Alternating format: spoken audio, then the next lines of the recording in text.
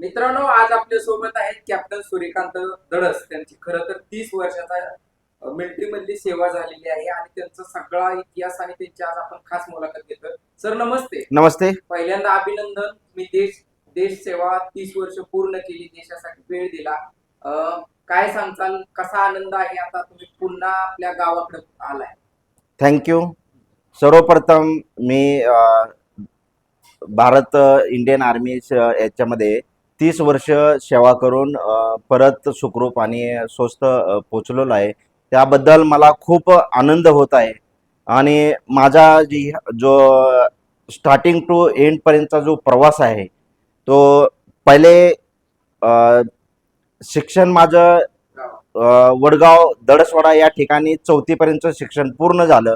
आणि त्यानंतर मी 5वी ते 7वी वावरे ह्या ठिकाणी शिक्षण घेतलं. त्यानंतर मी 8वी ते 10वी बिरुबा विद्यालय पांगरी या ठिकाणी शिक्षण घेऊन देवडी या ठिकाणी सेकंड 11वी ते 12वी शिक्षण पूर्ण करून त्यानंतर मी 12वीचा रिझल्ट लागल्यानंतर मी टेक्निकल भरती इंडियन आर्मीमध्ये जी ट्रान्सफर सिलेक्शन एक टीम म्हणून इथं देवडीमध्ये आली होती. आणि त्या टीमच्या थ्रू मी देवडीमध्येच 1996 मध्ये भरती झालो. आणि त्यानंतर विथिन 2 months 2 महिन्यामध्येच आम्हाला जॉईनिंग लेटर दिलं गेलं आफ्टर एक्झामिनेशन. आणि त्यानंतर मी फर्स्ट माझं जे ट्रेनिंग जे होतं ते भोपाल 3ME सेंटर भोपाल मध्य प्रदेश या ठिकाणी पूर्ण 6 महिन्याचं कठोर परिश्रम असं जे फर्स्ट ट्रेनिंग असते ते पूर्ण केलं. आणि त्यानंतर जे ट्रेड ट्रेनिंगसाठी तिथं 6 महिने त्या ठिकाणी 6 महिने ट्रेनिंग करून 6 महिने ट्रेनिंग करून बडोदा या ठिकाणी नेक्स्ट हा ट्रेनिंगसाठी ट्रेड ट्रेनिंगसाठी बडोदा या ठिकाणी 2 वर्षासाठी तिथं गेलो. त्यानंतर माझी फर्स्ट पोस्टिंग राहिली राजस्थान बिकानेर या ठिकाणी. आणि 1999च्या जे कारगिल वार सिच्युएशन चालू होतं त्यावेळेस बिकानेर या ठिकाणीच आम्ही स्थित होतो. आणि आमचा जे तिथला जी कार्यकाल राहिला पूर्ण border area Rajasthan border area जसे बज्जू असो या उधर जो रंजीपुरा सेक्टर असं जी राजस्थानचे निगडीत जे बॉर्डर आहेत त्या बॉर्डरवरती आपला जे कन्सल्ट ट्रेडचे जे रिक्वायरमेंट सपोर्ट आहे नेक्स्ट इन्फंट्री असो या आर्टिलरी असो त्यांच्याशी जे रिपेअर वर्क जो आहे तो आम्हाला करावा लागत असायचा. त्यानंतर सेकंड पोस्टिंग तिथून जम्मू अखनूर या ठिकाणी माझी सेकंड पोस्टिंग झाली. आणि हे पूर्ण आम्ही ह्याचा जे 1999 पासून ते 2003 पर्यंत पूर्ण वर्कशॉपचे जे रिक्वायरमेंट जो काम होतं पूर्ण बाउंड्रीशी रिलेटेड असायचं. त्यांना जी सपोर्ट वर्क आहे जो टेक्निकल वर्क तो आम्ही पुरं करायचो. चाहे वो मेडिकल साइड से असो चाहे वो ग्राउंड साइड से असो चाहे गन साइड से असो मतलब जो ये पूर्ण जे कंपोनेंट आहेत जे पूर्ण इक्विपमेंट आहेत त्यांचे जे रिपेअर वर्कचं काम आमच्याकडे असायचं टोटल. त्यानंतर 2003 नंतर जुलै 2003 नंतर आम्ही एव्हिएशन मध्ये एक्झाम देऊन सिलेक्ट झालो. आणि एव्हिएशनच्या ट्रेड ट्रेनिंगसाठी पुन्हा 7 महिन्यासाठी आम्ही जम्मू अखनूरहून सिकंदराबाद या ठिकाणी ट्रेड ट्रेनिंगसाठी आलो. तिथं 7 महिने ट्रेनिंग केल्यानंतर आम्ही सीधा लेह लद्दाख खालसी या ठिकाणी फर्स्ट पोस्टिंग एव्हिएशनची खालसी या ठिकाणी माझी होती. लेह लद्दाख ज्या ठिकाणी बर्फ वगैरे ज्यादा प्रमाणात मतलब थंडीचं प्रमाण जास्त असतं, ऑक्सिजनचं प्रमाण कमी असतं. त्यानंतर तिथं झाडे वगैरे फार कमी असल्यामुळं ऑक्सिजनचं प्रमाण कमी असतं. तिथं काय काम राहायचं? तिथं आता 2003 नंतर जे ट्रेनिंग घेतलं होतं आर्मी एव्हिएशनसाठी, त्यामध्ये जे रोटर विंगचे चिता आणि चेतक जो हेलिकॉप्टर आहे, बरं. त्या हेलिकॉप्टरशी रिलेटेड जो आपला ट्रेडशी माझा इन्स्ट्रुमेंट ट्रेड होता आणि त्याचे कन्सल्ट जो बी रिपेअर वर्क आहे, म्हणजे हा हेलिकॉप्टर दुरुस्तीचा जो बी आपल्या माझ्या पर्सनल ट्रेडशी जो मी ट्रेनिंग घेतलं, काम केलंय, त्याचं ट्रेनिंग घेतलं, त्याचं काम तिथं करावं लागत असायचं खालसीमध्ये. मग ते थंडी असो, चाहे बर्फबारी असो, पाऊस असो, अशा टाइमात आपलं जी ट्रेड वर्क आहे, चाहे हेलिकॉप्टरची सर्व्हिसिंग असो, चाहे वो कोई प्रॉब्लेम फॉल्ट असो, त्याच्याशी रिलेटेड आपलं काम आपण करत होतो आम्ही. त्यानंतर पुढं ग्लेशियरला जे बी सपोर्टिंग काम होतं, ग्लेशियरला जाणं, तिथून आमच्या हेलिकॉप्टरचं जे रेस्क्यू ऑपरेशन वगैरे चालत राहायचं, किंवा सामान पुढच्या पोस्टवरती असणाऱ्या लोकांना जे पोहोचवणं, सामान पोहोचवणं, किंवा कोण आजारी पडलं, काय झालं, त्यांना अवेकेट करून मतलब जो रिटर्न आणणं, चांगल्या मेडिकल. म्हणजे तिथं युद्धात वारतात, मग ते पण तुम्हाला ते बी तिथून मतलब रेस्क्यू करून वहां तिथून आणून तिथून चांगल्या प्लेसमध्ये येऊन तिथून एअरपोर्ट थ्रू वापस त्यांना डाऊन केलं जायचं, म्हणजे खाली पीस मध्ये आणलं जायचं. ते पूर्ण हे सगळं करत असताना कधी तुम्हाला पुढच्या सैनिकांसोबत ते पण झालं असेल ना? नाही, हे करत असताना पुढच्या सैनिकांचं इंटरॅक्शन होत असायचं, परंतु आमचं जे काम आहे, आमचा पूर्ण फोकस त्याच्यावर राहायचा. कारण का म्हणजे सैनिकाला वेळेत सगळं तो ताकि मतलब जो बॉर्डर वरती या जो मेन हाय अल्टिट्यूड एरियामध्ये जो हाय टीमे थंडीच्या ठिकाणी, बर्फाच्या ठिकाणी जो सैनिक आहे ड्युटी देतोय, त्याला जी कोणत्या सामानाची कमतरता भासू नये, त्यामुळं जेवढं बी आमचं हेलिकॉप्टर जे असायचं वेळेत, जसं मोसम क्लिअर झाला, कारण तिथं मेन कार्यातून मोसमचा प्रॉब्लेम राहतो, कारण मोसम क्लिअर नसल्यामुळं जहाज पुढे जाऊ शकत नाही. जसा मोसम क्लिअर झाला, क्लायमेट ठीक झालं, चेंज झालं, तुरंत हेलिकॉप्टरला तयार करून पुढं पाठवावं लागतं. तर जो बी त्यांचं केरोसिन असो, त्यांचं खाद्य असो, जे बी काय कपडा लता वगैरे जो बी आहे, ते त्यांना पोहोचवणं, औषध वगैरे पोहोचवण्याचे काम आमचे हेलिकॉप्टर थ्रू केलं जात असायचं. किती वर्ष तुम्ही ती त्या ठिकाणी मी 2 वर्ष केली. त्यानंतर मी नाशिकला आलो, नाशिकमध्ये 3 वर्ष केली. त्या 3 वर्षाच्या दौरान 2007 मध्ये जो नाशिकला फ्लड रिलीफ जो पूर आला होता, त्यामध्ये बी रेस्क्यूचं काम कोपरगावला पाण्यातून माणसाला रेस्क्यू करण्याचं काम बी ते बी मला करायचा मौका भेटला. त्यानंतर आम्ही सुरतला बी जो 2007 मध्ये जो पूर आला होता, खूप मोठा पूर आला होता, त्यामध्ये फर्स्ट फ्लोअर और सेकंड फ्लोअर तक पूर्ण पाण्यामध्ये होतं. आणि त्यावेळेस बी त्या लोकांना अन्न पुरवण्याचं काम आम्ही दीव दमनवरून पूर्ण सुरत हेलिकॉप्टर थ्रू दीव दमनवरून सुरतला काम करत होतो. त्यांना जे खूपच आजारी आहे, ज्याचे मतलब त्यांना रेस्क्यू करायचं बी काम केलेलं आम्ही. त्यांना अन्न पुरवणं, वरनं अन्न ड्रॉप करणं, हे करणं, हे सर्व काम त्यावेळेस केलं गेलं. त्यानंतर 2009 मध्ये आसाममध्ये जो मिसामारी या ठिकाणी माझी पोस्टिंग झाली नाशिकवरून. त्यानंतर 1 वर्ष त्या ठिकाणी काम केल्यानंतर तिथं कांगोसाठी या मतलब जो फॉरेनसाठी सिलेक्शन सिलेक्शनसाठी नाव आलं. पण त्यावेळेस माझी फुल पहिलीच तयारी चालू होतो. वेट कमी करण्याच्या चक्करमध्ये मी खूप मतलब जो पहिलेच परिश्रम घेत होतो. आणि बाहेर फॉरेनला जाण्यासाठी मेन चीज काय असते, एक तर फिजिकली फिट होणं आवश्यक असते, त्यानंतर टेक्निकली फिट होणं आवश्यक असते, त्यानंतर जो एक्झाम होती ते एक्झाममध्ये सिलेक्शन होणं आवश्यक असते, त्यानंतर इंटरव्ह्यू होती. जो पॅनल बसलेलं असतं त्या पॅनल चार पाचचे पॅनल बसलं असतं, त्यामध्ये त्यांची एंट्री होती, त्यामध्ये बी सिलेक्ट होणं ते बी महत्वाचं असतं. तर ह्या गोष्टी पूर्ण मग कठीण परिश्रम करून ते पूर्ण करून त्यात बी सिलेक्शन माझं झालं. आणि मी साऊथ आफ्रिका कांगो या ठिकाणी 6 महिना सेवा देऊन पुन्हा रिटर्न भारतात आलो. आणि त्यानंतर युपी बरेली या ठिकाणी 2 वर्ष सेवा दिली.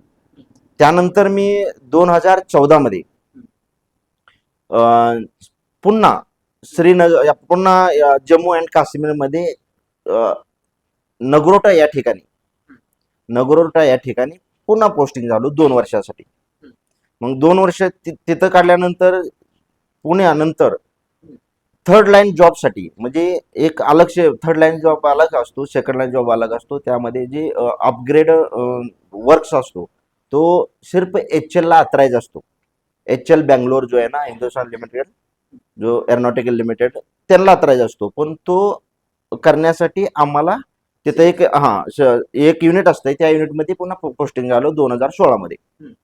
त्याच्या पहिले जे 2014 मध्ये माझं जे कॅडरसाठी प्रमोशन कॅडरसाठी नाव आलं होतं, त्याच्या पहिले 2014 मध्ये त्यावेळेस मी गावाकडेच होतो. आपल्या सतोबा बिरोबाची यात्रा होती त्यावेळेस गावाकडे असताना माझं नाव कॅडरला आलं आणि इथं माझा ऍक्सिडेंट झालेला होता. त्यावेळेस माझ्या हातामध्ये जो लेफ्ट हँड आहे तो 3 जागेवर ब्रेक झाला, तुटला होता. म्हणजे पूर्ण हड्डी 3 जागेवर मोडली होती. त्यानंतर मी 1 वर्ष ह्याच्यामध्येच राहिलो, म्हणजे कॅटेगरी डाऊन मध्येच राहिलो. कारण का हाताने माझं फिटनेस एवढं होत नव्हतं. आणि हाताच्या ह्याच्यामुळं मला जे रिक्वायरमेंट काम आहे किंवा जो कॅडरला जो प्रमोशन कॅडरसाठी रस्सा चढणं किंवा मंकी रोप करणं, हार्डवर्क जो आहे ती होत नव्हतं. त्यानंतर मी 1 वर्षानंतर थोडा स्वतःला फिट झाल्यानंतर ऍक्च्युली हे जे फिट होण्याचं कारण मेन आपलं डॉक्टर बाप्पू दडस, त्यांना मी 24 आवर्स थांबून त्यांना बोलवून मी माझं ऑपरेशन केलेलं होतं त्यांच्याकडून. कारण तो माझा क्लासमेट होता, त्यांनी एवढं मस्त ऑपरेशन केलं, त्यामुळं मला पुढचं जे एकदम फिटनेस आणि चांगलं केलं ऑपरेशन, त्यामुळं माझ्या हाताला काही प्रॉब्लेम होत नव्हता. परंतु माझ्या मनामध्ये एक डर होता, यार पुण्याने काय झालं तर त्यामुळं पुन्हा त्रास होईल. पण त्यामुळं मी थोडं आपल्या स्वतःला कमजोर समजतो. परंतु जसं मी पूर्ण फिट झालो 1 वर्षानंतर, त्यानंतर मी पुण्या कॅडरसाठी प्रिपेअर झालो आणि फर्स्ट टाइम कॅडरला गेलो. कॅडरमध्ये खूप परिश्रम घेऊन हार्डवर्क करून फिट होण्याचा तिथं पास होण्याचा प्रयत्न केला. परंतु त्यावेळेस पास होता आलं नाही, कारण का हातामुळे पास होता आलं. रिटर्न आलो वापस. जवळजवळ 7 वीक कंप्लीट करून वापस 5 वीक बॅलन्स बचले होते. आणि वापस आल्यानंतर हे समजले भावनो आपण फेल का झालो. आणि हे जो रिझल्ट आहे जो आपल्या हातात असताना आपण जर ते रिझल्ट आपण बनवत नसेल तर काय मतलबच नाही. दुसऱ्याच्या हातातला रिझल्ट असेल तो आपण घडवू शकत नाही, पण आपल्या हातातला रिझल्ट आपण घडवू शकतो. कारण आपलं फिजिकल आपल्या हातात आहे परफॉर्मन्स देणं. मग 6 महिने मी एवढा मला कठोर परिश्रम करून स्वतःला फुल फिट करून नेक्स्ट कोर्ससाठी पुन्हा गेलो. पहिले सिकंदराबाद मध्ये केला, त्यावेळेस अनफिट झालो. पुन्हा सेकंड टाइम भोपाळला माझं नाव आलं, कोर्ससाठी नाव आलं. मग भोपाळला गेलो कोर्सला.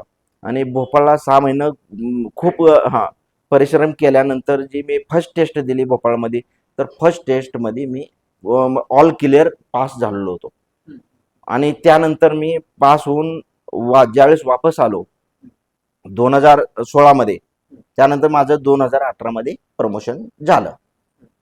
कारण का हे प्रमोशन मिळवण्यासाठी हे जे कॅडर आहे पास होणं जरुरी असतंय. आणि जर ते पास नसेल तर पुढचं प्रमोशन 2018 मध्ये मी नायक सुभेदार या पदावरती हे झालं. नायक सुभेदार हे सिलेक्शन झालं, नायक सुभेदार पद भेटलं. त्यानंतर मी माझी पोस्टिंग लेह लद्दाख पुण्या लेह मध्ये आली. पुन्हा बरं. हा, पुन्हा लेह मध्ये आली. 14 वर्षानंतर फिर लेह मध्ये गेलो. तिथं लेहला. किती सैनिकांची हा. जबाबदारी होती? तिथं असं आहे, तिथं अलग अलग टीम असते, तुकडे. तुकडे असतात, म्हणजे फ्लाईट वाज असतं. जसं एक फ्लाईट मध्ये 5 सुपरवायझर आणि 21 जवान असतात, किंवा आता स्ट्रेंथ कमी असल्यामुळे 17-18 असे जवान असतात, म्हणजे टेक्निशियन असतात. मग त्या हिशोबाने तो 5 हेलिकॉप्टर असतात या 4 असतात. मग तसं त्यांना 4 हेलिकॉप्टरचे ती जी टीम आहे ते पूर्ण त्याला मेंटेन करायचं काम आणि त्याचं फ्लाईंग करायचं काम त्या टीमचं आहे. म्हणजे पूर्ण मग नियोजन. हा, पूर्ण नियोजन. त्यानंतर जो 2018 ते 2020 या कालावधीत तिथं गलवान घाटीचा बी प्रॉब्लेम आला होता. बरोबर. कारण का घुसपेटवर गलवान घाटीमध्ये ते चायनाने हे चालू केलं होतं. त्यावेळेस आम्हाला लोमा या ठिकाणी मी एक ॲज ए सिनियर या ॲज ए डेट आयशी म्हणून मी तिथं निर्धारित झालो होतो. 1 महिना त्या ठिकाणी होतो. एक हेलिकॉप्टर माझ्याजवळ होतं आणि 2 पायलट आमचे होते, जे त्यांचं काम आहे, त्यांचं काम आहे फ्लाईंग करणं, हे करणं. माझ्या अंडरमध्ये 5 टेक्निशियन होते, 5 ट्रेडचे 5 आणि एक ॲडमसाठी एक अलगसे हे होता ॲडम जवान. मग असे 6 माझ्या अंडरमध्ये होते आणि एक हेलिकॉप्टर आम्ही तयार करत होतो. जो बी रिक्वायरमेंट आली असेल त्या रिक्वायरमेंटला ते हेलिकॉप्टर तयार राहत असायचं. आणि त्यानंतर मी जसं ही गलवान घाटीचा कंप्लीट झालं आणि वापसी सुरुवात झाली, त्यावेळेस तिथलं क्लोज करून मी पुन्हा लेहमध्ये आलो. आणि लेहवरून पुण्या नेक्स्ट पोस्टिंग माझी पश्चिम बंगाल सिलिगुडी या ठिकाणी झाली. त्यानंतर 2020 ते 2024 या कालावधीत पूर्ण सिलिगुडीमध्ये राहिलो. आणि सिलिगुडीमध्ये मेन चीज काय आहे, तिथं हत्तीचं प्रमाण जास्त आहे सिलिगुडीमध्ये. तिथं हर एक गोष्ट, म्हणजे जे आपण बाहेर बी निघायचं म्हणलं तरी थोडं पूर्ण चोखंना होऊन बाहेर निघावं लागायचं. तरी तिथं आम्ही हार्ड वर्क करत राहायचो, रनिंग वगैरे. माझं तर फिक्स असतं, दररोज सकाळचे 5 वाजता उठणं आणि रनिंग करणं, हे तर चालूच. जेव्हापासून मी स्वतःचं फिटनेससाठी चालू केलं फेल झाल्यानंतर, तेव्हापासून मी बंदच नाही केलं. ते चालूच राहिलं कंटिन्यू. आणि त्यानंतर आमची पोस्टिंग श्रीनगर या ठिकाणी 2024 जानेवारीला श्रीनगर या ठिकाणी गेलो. तिथे 1 वर्ष झाल्यानंतर मे 2025ला ऑपरेशन सिंदूर चालू झाला. ऑपरेशन सिंदूर चालू झाला, त्यात बी काम करायला मोका भेटला. आणि 2026 एप्रिल मध्ये पुन्हा रिटायरमेंटसाठी कंप्लीट 30 वर्ष कंप्लीट करून रिटायरमेंटसाठी सिकंदराबाद या ठिकाणी 1 महिन्यासाठी गेलो आम्ही. आणि तिथून 1 महिना कंप्लीट करून आपलं पूर्ण डॉक्युमेंट क्लिअर करून रिटर्न पुण्या आपल्या गावाला मान तालुका या ठिकाणी दैवडी गावामध्ये पुन्हा परतलो. 30 वर्ष कंप्लीट करून सुखरूप आणि स्वस्त. आता मिलिटरीत असं असतं की पहिल्या टप्प्यात 17 वर्ष सेवा केल्यानंतर रिटायरमेंट वगैरे असतं, तसं तुम्ही नाही का? नाही, ह्याचं हे असतंय की 17 म्हणजे जसं 17 वर्ष म्हणजे एक जवानचं सर्व्हिस 17 वर्ष आहे. जो ज्यांना प्रमोशन भेटत नसेल, बढती भेटत नसेल, किंवा प्रमोशन नसेल झालं किंवा घेतलं नसेल, तर तो 17 वर्ष पूर्ण करून तो पुन्हा आपला घरी येऊ शकतो. पूर्ण त्यांची कलर सर्व्हिस एक जवानची 17 वर्ष आहे. तुम्ही 30 वर्ष या मिलिटरीत सेवा केली, कसं वाटतंय, किंवा महत्वाची कोणकोणती हे सांगा की जे युद्ध किंवा जे ऑपरेशन होते ज्यातून तुम्ही अगदी जीवाची बाजी लावली असेल? देखो ये मेन तुमचा त्यात म्हणजे न सुखरूप येणं म्हणजे रिक्सच होते. असे महत्वाचे तुम्ही जे 5-6 ऑपरेशन जे काम केले ती सांगा. मेन याच्यामध्ये असं आहे की आमचा जो ट्रेड आहे तो टेक्निकल ट्रेड आहे. तो आमचं काम हे की आमचं फायटिंग फोर्सचं काम नाही. आमचं आहे त्या फायटिंग फोर्सला, त्या सैनिकांना, त्या सैनिकांचे जे इक्विपमेंट आहेत, त्यांचे जे गन आहेत, त्यांचे जे हत्यार आहेत, मोठमोठे गन्स आहेत, टँक्स आहेत, किंवा त्यांना आजारी पडतात किंवा काय होतात, त्यांना जो अवेकेट करणं, किंवा त्यांना दवा पोचवणं ते आपल्या हेलिकॉप्टर थ्रू, किंवा तिथून त्यांना आजारी पडलेल्या लोकांना तिथून हेलिकॉप्टरनं वापस चांगल्या म्हणजे चांगल्या ठिकाणी आणणं, ज्या ठिकाणी त्याला एक मेडिकल सुविधा उपलब्ध होईल अशा ठिकाणी त्याला आणणं, हे आमचं काम राहायचं. काही वर्ष मी 2000 मतलब 8 वर्ष वर्कशॉपमध्ये काम केलं. त्या 8 वर्ष पहिलं वर्कशॉपमध्ये होतो मी 8 वर्ष. त्या कालावधीमध्ये जे कारगिलची लढाई चालू होती, त्यांना जे जे बी रिपेअर वर्कची रिक्वायरमेंट होती तो आम्ही फुलफिल करायचो. चाहे वो कंपास असो, चाहे साहित्य, त्याचे जे रिपेअर वर्क जो आम्ही पूर्ण फुलफिल करत होतो. त्यानंतर हेलिकॉप्टर मध्ये काही वर्ष काम केलं, त्यावेळेस कधी कधी असं असायचं की वर पाऊस आला, एकदम ढगाळ वातावरण आलं, त्यावेळेस कसं काय तिथं म्हणजे तुम्हाला त्याच्याशी निसर्गासोबत लढायला पण म्हणजे लागणार ना? नाही, ते ऍक्च्युली काय होतं, जसं सपोज जहाज बाहेर असेल, आउट स्टेशन जहाज असेल आणि खूप पाऊस आला तर त्या जहाजचं असं असतंय अलग अलग टाईप. जसे ॲडव्हान्स लाईट हेलिकॉप्टर, तो नॉर्मल पाऊसमध्ये काय त्याला फरक पडत नाही, तो अवश्य तो अवश्य येतं. परंतु जी चेतक हेलिकॉप्टर आहे, तर जास्त पाऊस असेल तर ते थोडा प्रॉब्लेम येतो. कारण काय, कुठं आंधी तुफान झाल्यानंतर चालू झालं तर मग त्या जहाजला एक क्लायमेट इफेक्ट पडतो. त्यामुळे तो नियरेस्ट ज्या बेस असेल त्या बेसवरती ते लँडिंग करतात आणि तिथं थांबतात जोपर्यंत क्लायमेट स्टेबल होत नाही तोपर्यंत त्या ठिकाणी ते उतरवलं जातं. आणि जसं क्लायमेट क्लिअर झालं तसं हे क्लायमेटचं जे बी आहे ते निसर्गाचं, ते एक एअर ट्रॅफिक कंट्रोल एक सिस्टम आहे आमच्याकडं. तिथं एक टीम बसलेली असते, ते त्यांना सूचना देत असते. म्हणून आता क्लायमेट पाऊस येणार आहे किंवा वारांचं जे रुख आहे वाढणार आहे, त्याची जी अँगल जास्त होणार आहे, पूर्ण ते पहिलेच त्यांना सूचना देत राहतात. आता तुम्ही सगळा 30 वर्षाचा प्रवास तर सांगितला, पण तुमचे आई वडील काय करत होते किंवा तुमचे बॅकग्राऊंड काय होते आणि भरतीच्या वेळेचा काय संघर्ष केला किंवा काय स्टोरी होती ते पण सांगा. अगोदरची परिस्थिती वगैरे कशी होती काय? अच्छा, तर अगोदरची परिस्थिती लक्षात घेता असं वाटतं की आपण ज्या टायमाला सुरुवात झाली, एक तर शाळेची, ज्या आमचे आई वडील ज्या ठिकाणी शेतीमध्ये काम करत होते, पूर्ण बैलांनी शेती कसत होते, एवढंच ट्रॅक्टर वगैरे सुविधा नव्हती.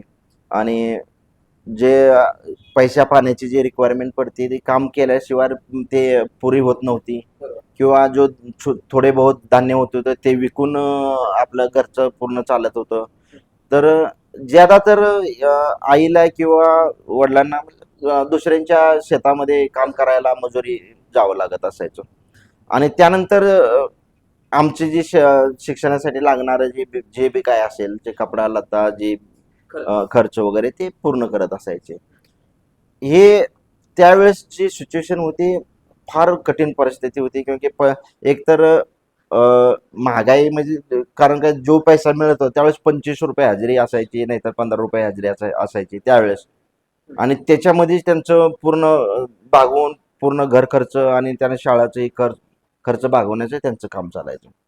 आणि त्यानंतर धीरे धीरे जसं मी ही पूर्ण 12वी पर्यंत शिक्षण घेतल्यानंतर जसं मी भरती झालो, तसं धीरे धीरे धीरे त्यांचं जे बाहेर दुसऱ्याच्या शेतामध्ये जाण्याचं काम ते कमी केलं. त्यानंतर शेतामध्ये धीरे धीरे डेव्हलप करत, या पाईपलाईन करणं किंवा काय विहिरीचं हे करत, असं धीरे धीरे डेव्हलपमेंट करून पूर्ण म्हणजे त्यांना दुसऱ्याच्या शेतामध्ये कामाला जायचं थांबवलं गेलं. काय सांगताल, आता तरुण पिढी आहे की अनेक मुलं भरतीची प्रॅक्टिस करतात किंवा ह्याच्यात एक स्किल उतरत असतात, अशा मुलांना तुम्ही काय सल्ला देता? नाही, मी 30 वर्ष तुमची जी सेवा झाली त्याचा एक अनुभव. नाही, मी अशा जो आता नवयुवा जो आहे त्यांना मी हेच सल्ला देईन की बाबांनो, आपल्यामध्ये जे आपण काय करायचं हे पहिलं ठरवलं पाहिजे. एक तर मेन फोकस पाहिजे जे काय करायचं, त्यानंतर त्याच्यामध्ये सातत्य पाहिजे. जे सातत्य मतलब जो डेली रुटीनवर, त्यानंतर त्याची जिद्द पाहिजे. काम करण्याची. हे 3 गोष्टी ज्याच्यामध्ये आल्या का नाही, एक तर ध्येय, सातत्य आणि जिद्द, ही तिन्ही गोष्टी त्याच्यामध्ये जर डेव्हलप झाल्या तर तो कोणतेही एक्झाम असो, चाहे वो फिजिकल असो, तो अपयश होऊ शकत नाही. हम्म. कारण त्याच्यामध्ये एवढी जिद्द असते, एक तर जिद्द असते, एक तर काम करण्याचे त्याचे डेलीचे रुटीन वर्क असतो, आणि त्याचं जे पुढचं जे टार्गेट आहे तो फिक्स असतो. त्यामुळं तो कधीच हे होत नाही. सर धन्यवाद तुम्ही वेळ दिल्याबद्दल आणि थँक्यू. तुमचा 30 वर्षाचा संघर्ष आम्हाला सांगितल्याबद्दल आणि तुमच्या पुढील वाटचालीस शुभेच्छा आणि तुमचं असंच आरोग्य अजून प्रॅक्टिस करावं किंवा आनंदात राहावं ही इच्छा झाली. थँक्यू.